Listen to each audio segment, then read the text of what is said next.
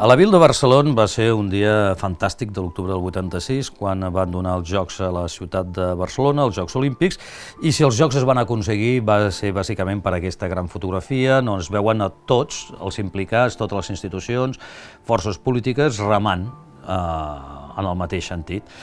Això va propiciar que també la gent s'ho prengués amb un entusiasme extraordinari. Cal recordar que els Jocs Olímpics a Barcelona s'havien de fer el 36, no? Vam tardar més de 50 anys, no? És a dir, 50 anys, una dictadura sempre és llarga, no?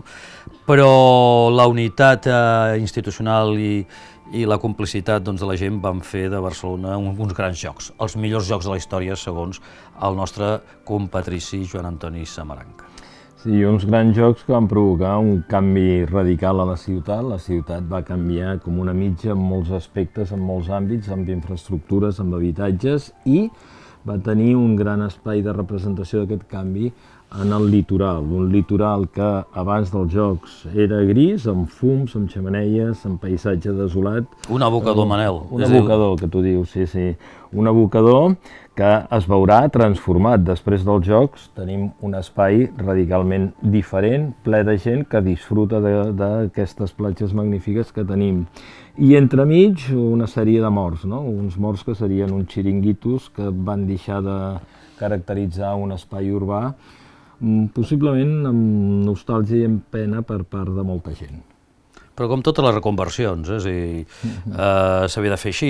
Però a mi m'agrada aquesta foto de moltíssima gent, i a més molta gent amb llibertat, per exemple, fins i tot amb topless, és a dir, cosa que la majoria de platges europees no és així, però en canvi a les platges de Barcelona és una cosa més que freqüent i està en el paisatge.